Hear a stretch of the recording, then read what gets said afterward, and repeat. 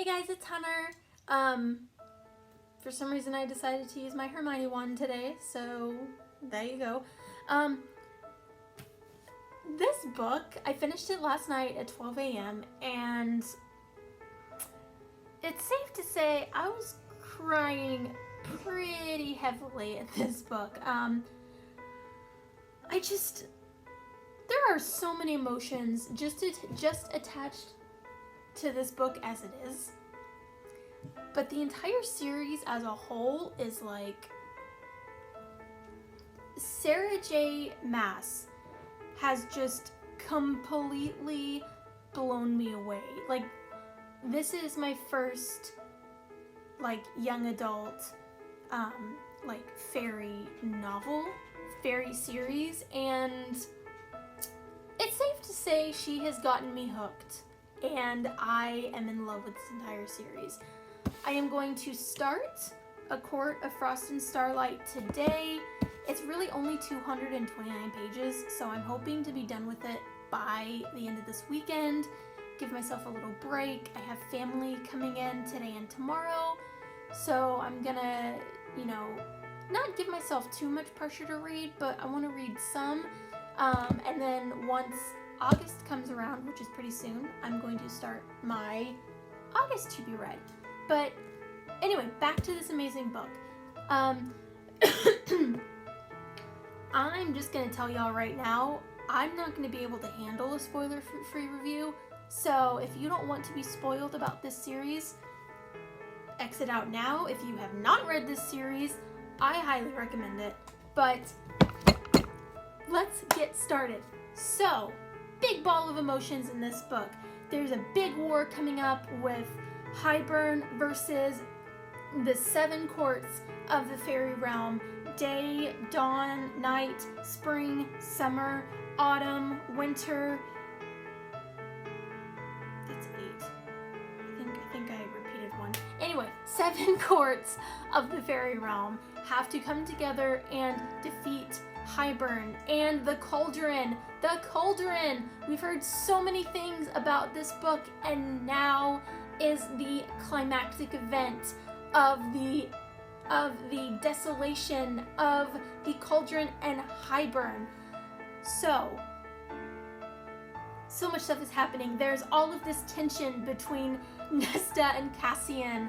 They have this thing, but they easily don't, and it's like, are y'all gonna get with it or are you not? And more, and she loves women, and she had to hide that for so long, and just that pain, I can't even imagine that she went through. And her and Azriel have a great friendship, but she's also kind of like stringing him along, and she doesn't want to tell him she loves his friendship, and she's scared. And Feyre went to the mirror, gave the mirror to the carver, and was like, here, now come and fight with us. And okay, I honestly cannot form a sentence right now. I mean, this book, every time I think about it, it just has me reliving those moments that I'm going to tell you about, because, I mean, I wrote them down, and I had little bookmarks in, but I took them out by accident, so now I'm gonna have to remember where it all happened. So,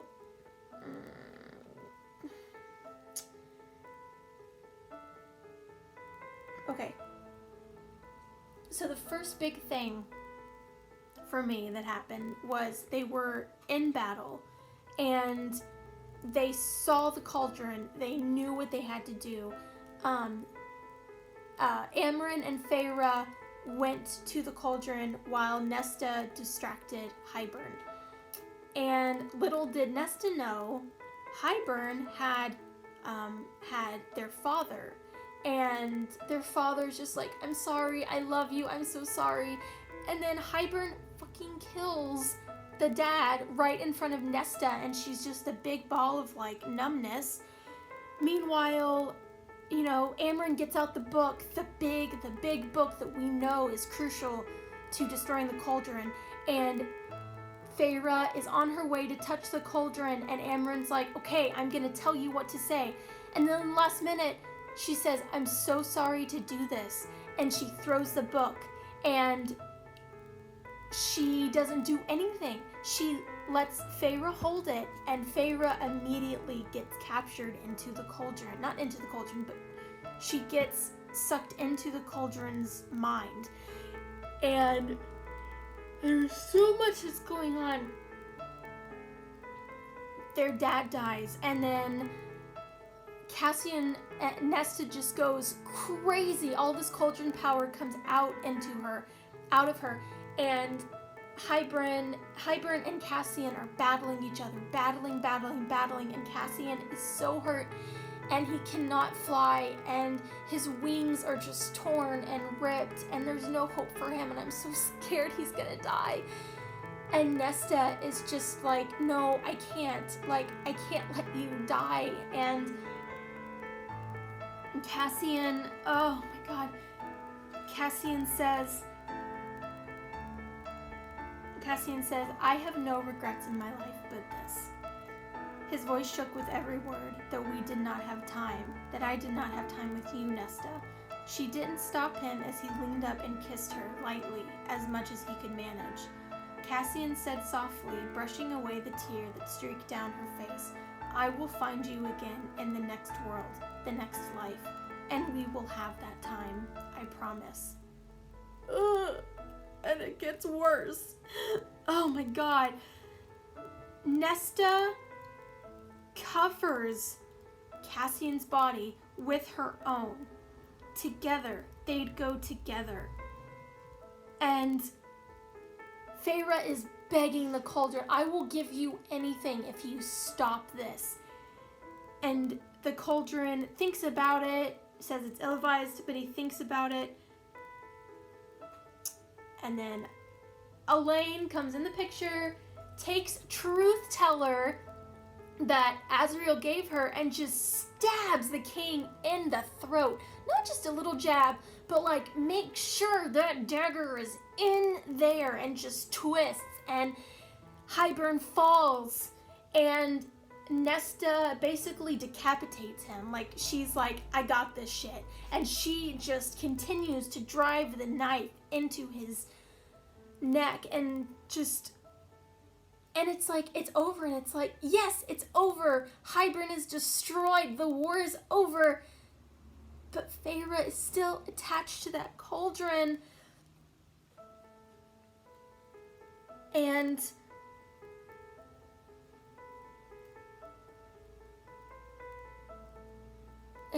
Feyre's like, what am I gonna do? And Amren comes in, and she says,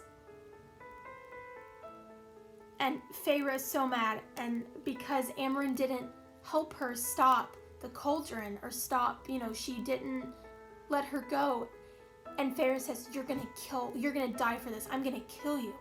And Amren says, I know, and I need your help, and I need you to help me do it. And she said, don't break it, I need you to be a conduit. The Serial gave you a message from me and only me. The answer in the book was no spell for control of how to control the cauldron and destroy it. I lied about that. It was an unbinding spell from me. So, Amren's story, we know that she is another being. I can't remember if I don't think she's High Fae. I think that she chose the body that she's in. So basically, this message was for her to sacrifice herself and unleash her raw power on everybody. And Varian is like, no, don't do it. And Amren's like, no, dude, I gotta save everybody. I gotta kill everybody. And she says, tell the High Lord to leave out a cup for me. And when I read that, the tears just continued coming, except harder. Like, oh my god. First, Nesta and Cassian, totally ship them, by the way. And then fucking Amren, like, and she falls in the cauldron, and she comes out with all this rage and this fury, but she's happy, and she's just letting go of everything on everyone in Hybern's army and just killing them all, and just the sheer force. And so, you know, that happens, and then you think, okay, that's fine, you know, Cauldron's destroyed, Hybern's destroyed, that's it, that fighting's done. But Hybern got his enemies so in a rage that they don't even notice both Hybern and the Cauldron are defeated, because they're so, like, enraged, like, let's just keep fighting. They just keep fighting, and so it's like, well, what are we gonna do? Like, their armies are depleting really, really fast, and the Hybern armies are still coming at them, and there's no hope in sight, and it's so sad. Like, everyone is gonna die. Everyone in the courts have risked their life to what they know is probably gonna be their last war ever, and it's so sad. But then, I can't remember who it is, but they said the cauldron has to be rebuilt, because there's something else that's missing. I can't remember what it is, but it needs to be made again. So basically, the cauldron wasn't actually, it was broken, but it wasn't destroyed, because they found out that if the cauldron is destroyed, then everyone is destroyed. So, so basically, Feyre needs to remake the cauldron. So she doesn't have enough power, and then Rhysand comes in and says, "Okay, I'll help you. We'll put our powers together to mend the cauldron back." And in the bond, Rhys whispers, "I love you." And, you know, he's giving her all his power. He's already so exhausted from the war, from fighting and having to use most of his power and flying, and just, he's exhausted. And he gives his every last ounce of power to Feyre, and making sure that she basically fulfills her destiny of doing this. And he finally whispers down the bond again, "I love you," and he just fucking dies. And I read that, and I was like, no, he can't die. And she said, the mating bond, it wasn't there, it was gone, because his own chest, it was not moving, and Rhys was dead. Again, if I wasn't crying hard before, if I wasn't crying at Cassian and Nesta, I was crying with Amren. And if I wasn't crying with Amren, I was crying with Rhys. It was just like all of these different layers of tears and emotions just kept piling on each other. Like, okay, how can it get worse? Amren, okay, how can it get worse? Rhys, like, stop it! So she's like, okay, you need to help me. I need help. I need him alive. And she's just willing to do whatever she can. And I noticed a parallel when Feyre was under the mountain and she was dead. All of the High Lords came together and gave her a piece of their power and made her immortal and brought her back from the dead. This is what they did with Rhysand, except they gave them a little bit, I can't remember what it is. It's like a glowing piece of them almost, and they put it into Rhysand. And Tamlin comes, and you think, at this point, I don't even care whether Tamlin is good or bad. Just seeing him was almost like a breath of fresh air. Like, okay, dude, either redeem yourself or, you know, be a big ball of brooding and just leave. I don't care, but you need to, like, do something. And Feyre is looking up at him and she's like, you need to save him. I will do anything. And she's willing to go back to the High Court and be his High Lady and just do whatever she can, even if it means if she is sad for the rest of her life. If it means saving Rhysand, she will do it. She will do it all over again. And Tamlin takes out his own glowing piece and he says, I just want you to be happy. And he gives it to Rhysand. And when they met again at the meeting several chapters back, it was revealed to Tamlin that Feyre is not only Rhysand's maid, but she is the High Lady of the Night Court. And so he was kind of like, okay, you tricked me, but you also found happiness with another guy. You're just rubbing it in my face. But as the chapters go on, he finally gets clarification like, okay, this girl's not mine. She really loves this guy, and I just want her to be happy. It's like that fucking character development was like, oh my god. So Rhysand comes back to life, and you know, everything's destroyed. You know, they have to rebuild everything, and Feyre wants to make a new treaty, and she wants to make it so there is no wall, and mortals and fae alike just live together. And everything. Oh, Amren comes back to life. She's like half fae. I think she's like Miriam. I think she's half fae. I can't remember, but she comes back, and it's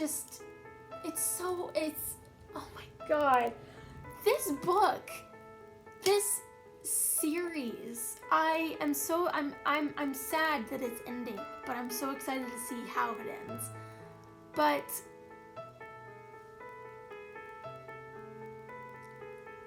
this is why I wanted to create this channel. I wanted to share my love of reading, and I wanted to give these incredible, impactful reviews of my views and my thoughts. And, you know, whether I'm mispronouncing names wrong or doing something, you know, that's not necessarily correct in some's eyes, like, I don't care. I want to have this channel to share my love of books. And I feel like my first review went pretty damn well. And again, I'm going to say, if you have not read this book, if you have not read this series, you need to read it, because I noticed one thing that I saw on the internet after I read this book was it is a healthy relationship between Rhysand and Feyre. He has acknowledged so many times in the book that she is her own person.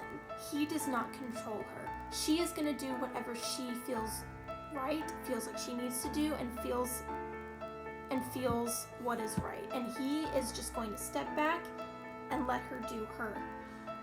And I think that is such a healthy way of being. And in the last book, A Court of Mist and Fury, they were away for some time apart, and then when they came back, they were just entangled with each other, and Rhysand says, like, I don't care about the physicality of it.